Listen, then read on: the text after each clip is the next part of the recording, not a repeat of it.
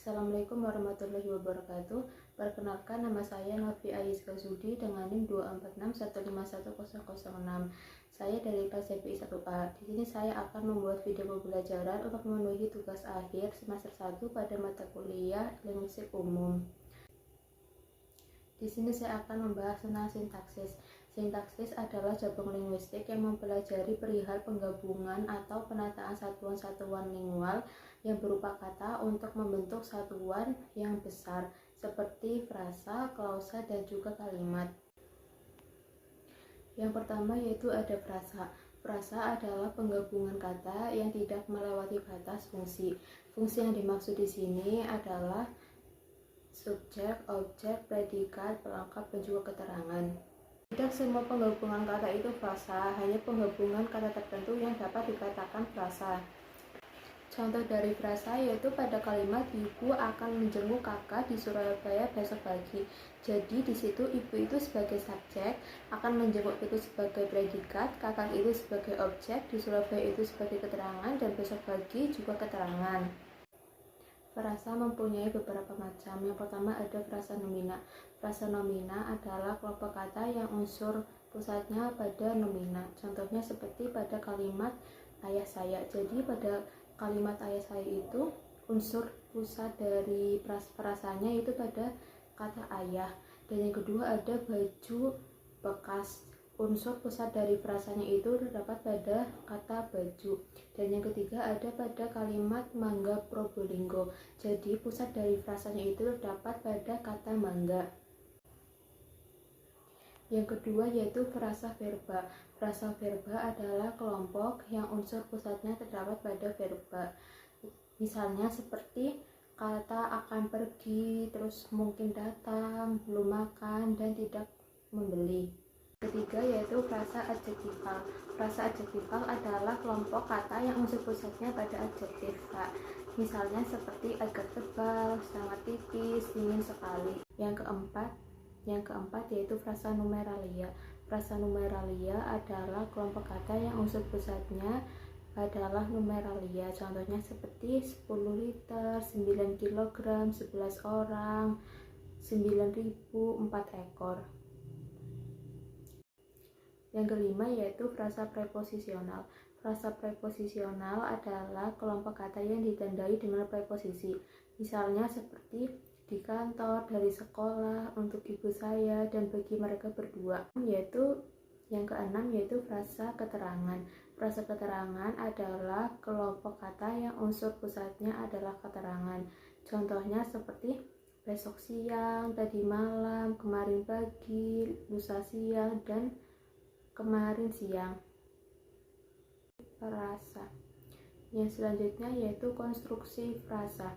Konstruksi frasa terbagi menjadi dua, yaitu yang pertama ada frasa endosentrik. Frasa endosentrik adalah kelompok kata yang berdistribusi paralel dengan salah satu atau semua unsur langsungnya. Yang kedua ada frasa eksosentrik. Frasa eksosentrik adalah kelompok kata yang tidak berdistribusi paralel dengan semua unsurnya. Unsur-unsur pembentukannya saling melengkapi. Adapun contoh dari frasa endosentrik dan frasa eksosentrik.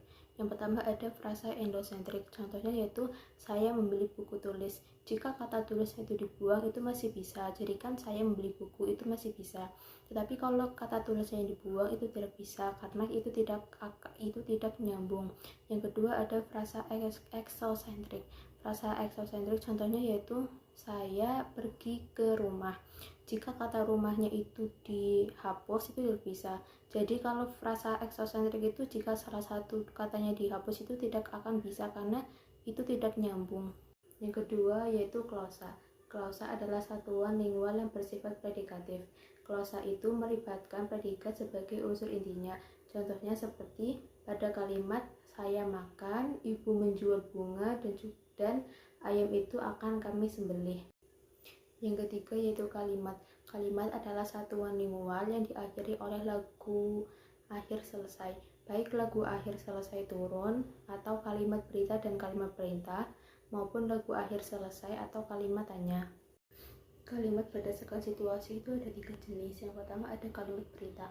secara konvensional itu digunakan untuk mengungkapkan pemberitaan agar lawan bicaranya menangkap isi pembicaraan itu. Misalnya seperti, hari Minggu besok saya akan pergi ke Jogja. Yang kedua yaitu kalimat tanya. Kalimat tanya itu secara konvensional dituturkan untuk menanyakan sesuatu agar memperoleh jawaban dari lawan bicaranya. Contohnya seperti, apakah hari Minggu besok kamu jadi ke Jogja? Yang ketiga yaitu kalimat perintah, yaitu secara konvensional diungkapkan untuk menyuruh. Contohnya seperti, bukalah pintu itu. Kalimat berdasarkan jumlah klausa itu ada 3 jenis. Yang pertama ada kalimat tak berklausa, yaitu kalimat yang tidak terbangun dari klausa. Contohnya, wah, aduh. Yang kedua yaitu kalimat tunggal, kalimat yang terdiri dari satu klausa. Contohnya, mereka akan pergi. Yang ketiga yaitu kalimat majemuk. Kalimat majemuk adalah kalimat yang terdiri dari 2 klausa terlebih. Contohnya, ia bekerja keras tetapi sehat sampai sekarang. Selanjutnya yaitu jenis kalimat majemuk. Yang pertama ada kalimat majemuk setara atau koordinatif, yaitu kalimat majemuk yang klausa-klausanya memiliki kedudukan setara. Kata hubungnya yaitu ada kata dan, tetapi, sedangkan, namun, dan bahkan. Contohnya, saya ingin membeli buah mangga dan buah melon. Yang kedua yaitu kalimat majemuk bertingkat atau subordinatif, yaitu kalimat majemuk yang salah satu klausanya bergantung pada klausa atasnya. Kata penghubungnya yaitu karena, sebab, dan sehingga. Contohnya, saya tidak jadi membeli melon karena duit saya kurang. Penerapan sintaksis dalam kehidupan sehari-hari yaitu seperti halnya pada media cetak, yaitu koran dan majalah. Seringkali ditemukan kesalahan seperti ketiadaan subjek, dan dalam menyampaikan pikiran atau pendapat, sintaksis dapat membantu agar kalimatnya menjadi sistematis. Kesimpulan dari apa yang sudah saya jelaskan yaitu bahwa sintaksis itu merupakan cabang ilmu linguistik yang mempelajari hubungan antara satu kata dengan kata atau dengan satuan-satuan yang lebih besar dalam bahasa. Sintaksis juga mempelajari struktur internal kalimat yaitu frasa, klausa, dan kalimat. Sintaksis berperan penting dalam memahami bagaimana bahasa digunakan untuk menyampaikan makna. Sekian dari saya. Bila ada salah, saya mohon maaf. Wassalamualaikum warahmatullahi wabarakatuh.